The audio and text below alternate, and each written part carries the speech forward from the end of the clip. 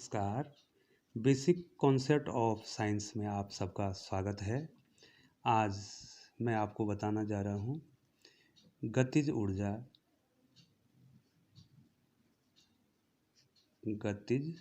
ऊर्जा एवं संवेग में संबंध।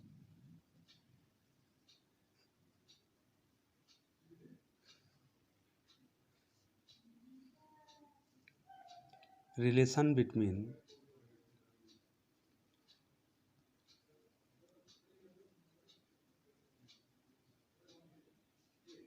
kinetic energy and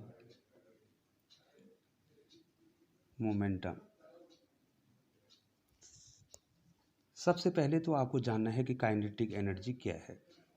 माना कोई मास m है और इसको हम v वेलोसिटी से, v वेग से जो है इसको गतिमान कर रहे हैं, तो इसमें जो काइनेटिक एनर्जी है ये काइनेटिक एनर्जी हो जाएगी हाफ एम वी स्क्वायर। और इसी में जो मोमेंटम है p वो हो जाएगा मास इंटू वेलोसिटी। अब देखिए जो है इनमें हमने रिलेशन निकालना है। Kinetic energy is equal to half M V square. यहाँ पर आपको देखना है कि देखिए P is equal to M V है। यदि मैं इसको P स्क्वायर करता हूँ तो ये हो जाएगा M square V square. It means यदि यहाँ पर एम स्क्वायर हो जाता है तो मैं उसको P स्क्वायर लिख सकता हूँ। तो इसके लिए हमको यहाँ पे m से मल्टीप्लाई करना पड़ेगा, m से डिवाइड करना पड़ेगा। m से डिवाइड भी कर दिया और m से मल्टीप्लाई भी कर दिया, एम स्क्वायर वी स्क्वायर। तो kinetic energy is equal to 1/2m into M V का होल स्क्वायर। और एम वी को हम लिख सकते हैं kinetic energy is equal to 1/2m into P square. तो काइनेटिक एनर्जी, हमारी काइनेटिक एनर्जी आ गई पी स्क्वायर अपॉन 2m। तो ये संबंध हो गया है गतिज ऊर्जा और संवेग में संबंध। अब आपको एक एग्जाम्पल यहाँ पर ड्रॉ करना है। यदि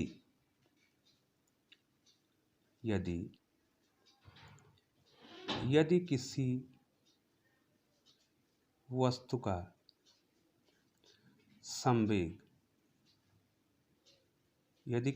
का संवेग दो गुना कर दिया जाए तो काइनेटिक एनर्जी कितनी होगी। ठीक है, ये एग्जाम्पल एक आपको बता रहे हैं। अब हमारे पास जो है इसका हमने सॉल्यूशन इसका देखना है। तो हम वही relation kinetic energy is equal to P square upon 2m। यहाँ पर काइनेटिक एनर्जी डायरेक्टली प्रोपोर्शनल है पी स्क्वायर की, जो आप देख रहे हैं यहाँ पर 2 कांस्टेंट m कांस्टेंट। तो यदि जो है हम इसको 2 गुना कर दें, मान लीजिए जो है हमने ये कर लिया, पहले की जो काइनेटिक एनर्जी है उसको Ke1 लिख दें is equal to P square.